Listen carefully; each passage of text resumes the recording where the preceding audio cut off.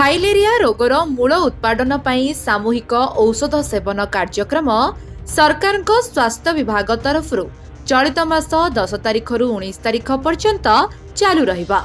एही अवसर में जिला स्वास्थ्य समिति सुंदरगढ़ तरफ जिला स्तरीय उद्घाटन कार्यक्रम भवानी शंकर उच्च विद्यालय रे अनुष्ठित हो जाइछि। एही अवसर में अतिरिक्त जिला जनस्वास्थ्य अधिकारी डॉक्टर भक्तमोहन स्वाई, जिला मेडिकल अधीक्षक डॉक्टर प्रकाश चंद्र बल, अतिरिक्त जिला शिक्षा अधिकारी श्री सारंगधर बेहेरा, जिला प्रोग्राम मैनेजर शंकर आचार्य, भेक्टर बाहित रोग परामर्शदाता डॉक्टर मनोज महापात्र प्रमुख मंचासीन रहिथिले। उच्च विद्यालयर प्रधान शिक्षयित्री श्रीमती आराधना भोई अतिथि प्रमुखଙ୍କୁ स्वागत जणाइथिले।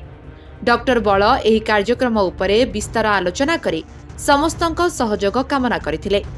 डॉक्टर स्वाई कहिथिले जे 2 वर्षरू ऊर्ध्व समस्त व्यक्ति को एही एमडीए कार्यक्रम रे आइवरमेक्टिन, डीईसी ओ आल्बेंडाजोल बटिका निर्धारित मात्रा रे खुआजिबा। प्रथम पर्याय रे विद्यालय और कॉलेज छात्र छात्री को खुआजिबा। तापरे जिलार कार्यरत 8880 जन तालीम प्राप्त स्वेच्छासेवी 2 जणिया दल होई घर को घर और विभिन्न अनुष्ठान को जाई सेमानंकु ए औषध खुआइबे। श्री आचार्य कहिथिले जे एही कार्यक्रम 19 अगस्त पर्यंत चालुथबारु केही छाड़ी हेबा कथा नुहे। फाइलेरिया रोगरू मुक्त हेबा पई समस्त विभागर सहयोग आवश्यक रहिछि। 1 ରୁ 2 वर्षर शिशुमानंकु आल्बेंडाजोल सिरप खुआइबार व्यवस्था रहिछि। डॉक्टर मनोज महापात्र सूचना दैथिले जे गर्भवती महिला, गुरुतर असुस्थ रोगी और 2 वर्षरू कम शिशुंक व्यतीत समस्ते एही एमडीए कार्यक्रम रे आगभर होई शामिल हेबा उचित।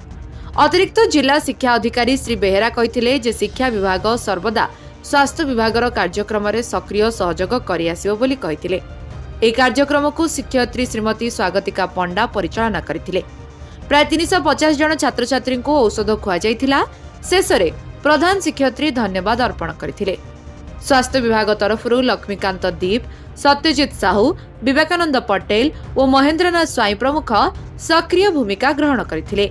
सुंदरगढ़ सुरजित नंदन रिपोर्ट, लिव लाइफ ओडिया।